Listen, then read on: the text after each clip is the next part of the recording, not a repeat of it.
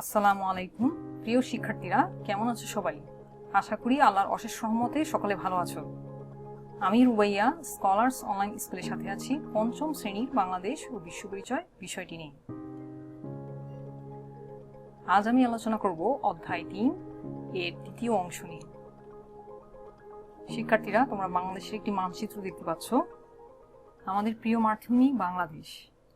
এই মাতৃভূমি রয়েছে দীর্ঘ একটি ইতিহাস ও ঐতিহ্য।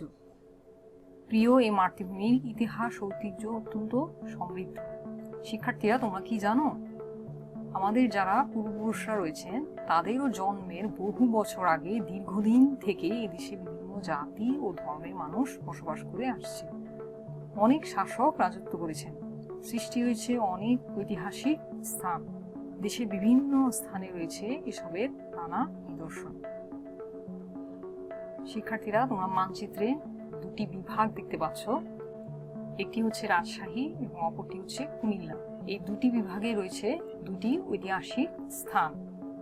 রাজশাহী বিভাগের নওগাঁ জেলায় রয়েছে পাহাড়পুর এবং কুমিল্লা জেলায় রয়েছে ময়নামতি বৌদ্ধ বিহার। হ্যাঁ শিক্ষার্থীরা, তোমরা ঠিক ধরেছ, আমাদের আজকের পাঠের আলোচ্য বিষয় পাহাড়পুর ও ময়নামতি।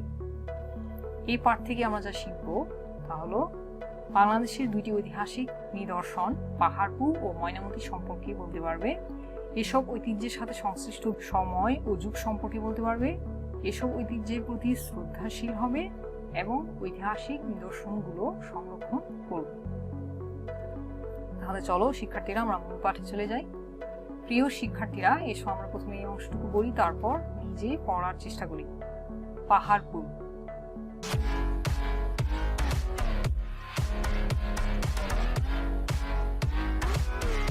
এই ঐতিহাসিক নিদর্শনটি 781 থেকে 821 খ্রিস্টাব্দে পাল রাজা ধর্মপালের শাসনামলে নির্মিত হয়। পাহাড়পুর রাজশাহী বিভাগের নওগাঁ জেলায় অবস্থিত। এখানে 24 মিটার উঁচু গড় রয়েছে। এটি সোমপুর মহাবিহার নামেও পরিচিত। এই চমৎকার বৌদ্ধ বিহারের চারপাশে 177টি ভিক্ষু কক্ষ আছে। এছাড়া এখানে মন্দির, রান্নাঘর, খাবার ঘর এবং পাকা নর্দমা আছে। এখানে পাওয়া গেছে জীবজন্তুর মূর্তি ও টেরাকোটা। শিক্ষার্থীরা, তোমরা এখন ভিডিওটি পজ করে নিজে পড়ার চেষ্টা করো। তাহলে চলো আমরা পুরো বিষয়টি বোঝার চেষ্টা করি। পাহাড়পুর বৌদ্ধ বিহার। শিক্ষার্থীরা, তোমরা পাহাড়পুরের একটি চিত্র দেখতে পাচ্ছ। বৌদ্ধ সভ্যতার শ্রেষ্ঠ বিহার। বর্তমানে এটি রাজশাহী বিভাগের নওগাঁ জেলার বাদলগাছি উপজেলার পাহাড়পুর গ্রামে অবস্থিত। পাহাড়পুর গ্রামের নাম অনুসারেই এর নামকরণ করা হয়েছে পাহাড়পুর বৌদ্ধ বিহার। এটি 0.10 বর্গ কিলোমিটার বা 10 হেক্টর এলাকা জুড়ে বর্গাকার সীমানা প্রাচীর দিয়ে ঘেরা।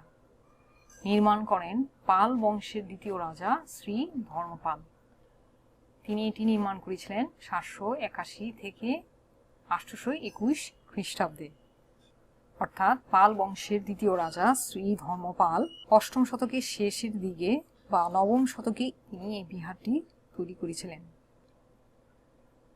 এটি ছিল বৌদ্ধ সভ্যতার একটি নিদর্শন।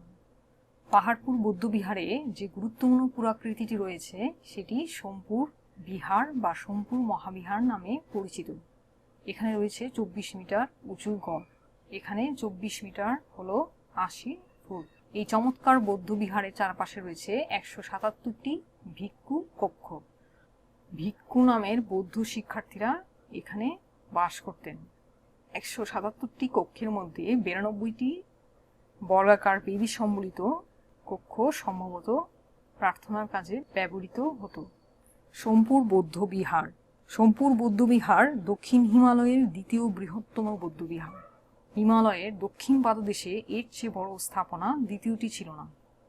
এটি 300 বছর ধরে বৌদ্ধদের ধর্ম শিক্ষাদান কেন্দ্র ছিল। এজন্য পাহাড়পুর বৌদ্ধ বিহার বৌদ্ধ সভ্যতার শ্রেষ্ঠ বিহার।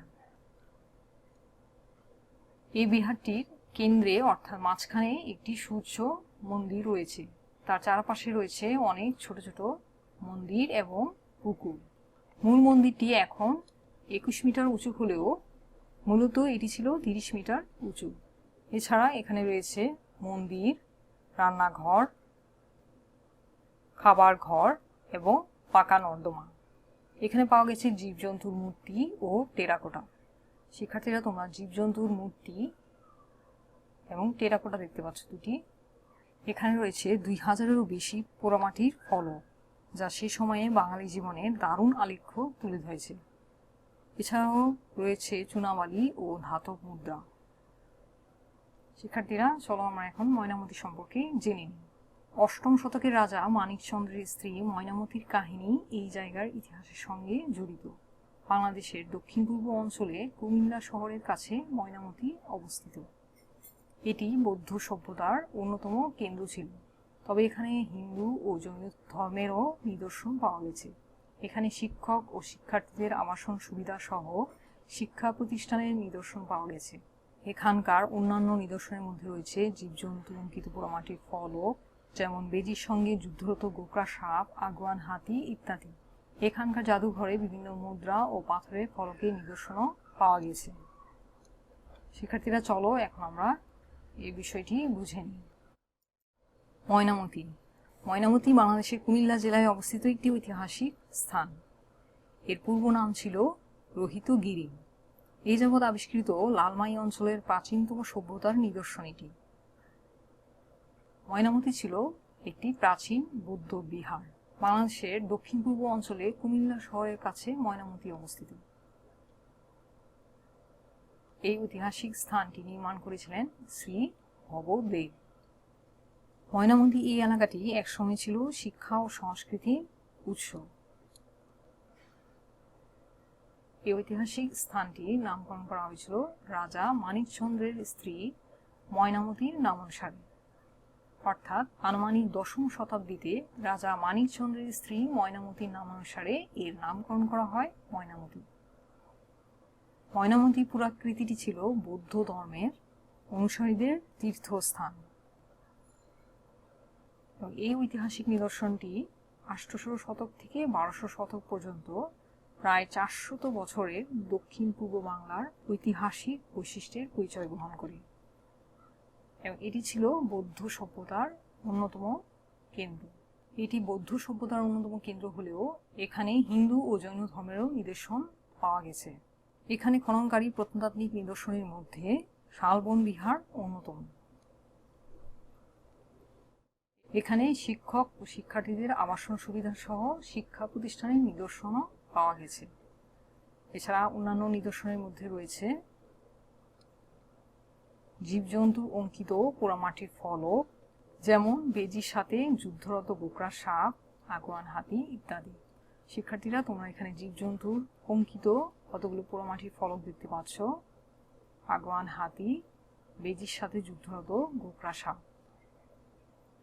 এখানকার জাদুঘরে বিভিন্ন মুদ্রা ও পাথরের ফলকের নিদর্শনও আছে। তোমরা এখানে দেখতে পাচ্ছ বিভিন্ন মুদ্রা এবং পাথর দিয়ে খোদাই করা কতগুলো মূর্তি। তাহলে শিক্ষার্থীরা তোমরা নিশ্চয়ই বুঝতে পারছো যে পাহাড়পুর ও ময়নামতি এসব ঐতিহাসিক স্থাপনা ও নিদর্শনগুলো আমাদেরকে অতীত ইতিহাস ও ঐতিহ্য সম্পর্কে জানতে সাহায্য করে। শিক্ষার্থীরা এখন আমরা জেনে নেব পাঠ সম্পর্কিত কিছু প্রশ্ন সম্পর্কে। তোমরা 25 নম্বর পৃষ্ঠা দেখতে পাচ্ছ। ক এবং গ এই দুটো তোমরা নিজেরা বাসায় করবে, এটা তোমাদের বাড়ির কাজ। খ, এখানে দেখা একটা চিত্র রয়েছে। ছবিতে দেওয়া এই চমৎকার পোড়ামাটির ফলকটি পাহাড়পুরে পাওয়া গেছে। পর্যটকদের উদ্দেশ্যে প্রকাশিত লিফলেটের জন্য ফলকটি সম্পর্কে একটি উপযুক্ত বাক্য তৈরি করো। এবং ঘ নম্বরে তোমরা দেখতে পাচ্ছ একটি ছক রয়েছে, এটা আমরা পূরণ করব। তাহলে চলো শিক্ষার্থীরা আমরা খ এবং ঘ এই দুটি অংশ সম্পর্কে জেনে নিই। ছবিতে দেওয়া এই চমৎকার পোড়ামাটির ফলকটি পাহাড়পুরে পাওয়া গেছে। পর্যটকদের উদ্দেশ্যে প্রকাশিত লিফলেটের জন্য এই ফলকটি সম্পর্কে একটি উপযুক্ত বাক্য তৈরি করো। তোমরা একটি পোড়ামাটির ফলক দেখতে পাচ্ছ। উপযুক্ত বাক্যটি হচ্ছে, এখানে একটি বাক্য লিখতে হবে, পোড়ামাটি দিয়ে তৈরি ফলকটি একটি ঐতিহাসিক নিদর্শন, অর্থাৎ এটি হচ্ছে একটি টেরাকোটা, তোমরা এটা আগে দেখেছ, যাতে রয়েছে পদ্মে মুখ দেওয়া রাজহাঁস। রাজহাঁসটি কি করছে? পদ্মে মুখ দিচ্ছে। ওকে, এখন আমরা জেনে নেব নিচের নিদর্শনগুলো বিভিন্ন ঐতিহাসিক স্থানে পাওয়া গেছে। যে বিষয়টি যে স্থানে ছকে সেই অনুযায়ী লেখো। এখানে তোমরা দেখতে পাচ্ছ একটি ছক রয়েছে এবং ছকটি পূরণ করার জন্য এখানে কতগুলো শব্দ রয়েছে। তোমরা এই শব্দগুলো দিয়ে ছকটি পূরণ করবে। তোমরা নিশ্চয়ই জানো উঁচু গড়টি কোথায়, পাহাড়পুর নাকি ময়নামতি? এটি হচ্ছে পাহাড়পুর। অষ্টম শতকের নিদর্শন কোনটি? গোপন কুঠরি কোথায় রয়েছে? তোমরা ছকটি নিজে পূরণ করার চেষ্টা করো। ওকে, এখন আমি বলে দিচ্ছি। তোমরা এখানে দেখতে পাচ্ছ সঠিক শব্দটি সঠিক স্থানে রয়েছে, পাহাড়পুর। এটি হচ্ছে উঁচু গড়, এখানে আমরা করেছি 24 মিটার উঁচু গড়। এখানে গোপন কুঠিরি রয়েছে এবং বাংলাদেশের উত্তরাঞ্চল। পাহাড়পুর ও ময়নামতি দুটি হচ্ছে অষ্টম শতকের নিদর্শন এবং ময়নামতি হচ্ছে বৌদ্ধ ধর্মীয় নিদর্শন। এটি অবস্থিত বাংলাদেশের দক্ষিণ পূর্ব অঞ্চলে। তাহলে শিক্ষার্থীরা আজ এই পর্যন্তই। এখন আমরা চলে যাব কুইজ প্রশ্নে। অধ্যায় ভিত্তিক কুইজ প্রশ্ন, তৃতীয় অধ্যায়ের দ্বিতীয় অংশ। চলো জেনে নিই কুইজ প্রশ্নে আমাদের কি প্রশ্ন অপেক্ষা করছে। এখানে তোমাদের 5টি প্রশ্ন রয়েছে। তোমরা ঝটপট প্রশ্নগুলোর উত্তর দেওয়ার চেষ্টা করো। শিক্ষার্থীরা এখন উত্তরটি বলে দিচ্ছি। পাহাড়পুর নিদর্শনটি কত খ্রিস্টাব্দে নির্মিত হয়? এটি নির্মিত হয় 781 থেকে 821 খ্রিস্টাব্দে পাল রাজা ধর্মপালের শাসনামলে। ময়নামতি কে ছিলেন? রাজা মানিকচন্দ্রের স্ত্রী ছিলেন ময়নামতি। সম্পূর্ণ মহাবিহারের চারপাশে কতটি কুঠুরি আছে? 177টি কুঠুরি আছে। ময়নামতিতে কোন কোন ধর্মের নিদর্শন পাওয়া গেছে? হ্যাঁ, ময়নামতিতে হিন্দু ও জৈন ধর্মের নিদর্শন পাওয়া গেছে। ময়নামতি জাদুঘরে কি কি নিদর্শন আছে? ময়নামতি জাদুঘরে বিভিন্ন মুদ্রা ও পাথরের ফলকের নিদর্শন আছে। তোমরা ইতিমধ্যে সেগুলো চিত্র দেখেছ। শিক্ষার্থীরা, তোমাদের যদি কোনো অসুবিধা থাকে বা কোনো বিষয় বুঝতে না পারো তাহলে ঝটপট কমেন্ট করে তা জানিয়ে দাও। অবশ্যই তা উত্তর দেওয়ার চেষ্টা করব। পরবর্তী ক্লাসে আমরা তৃতীয় অধ্যায়ের তৃতীয় অংশ নিয়ে আলোচনা করব। এতক্ষণ মনোযোগ সহকারে ভিডিওটি দেখার জন্য অসংখ্য ধন্যবাদ। সকলে ভালো থাকবে। আল্লাহ হাফেজ।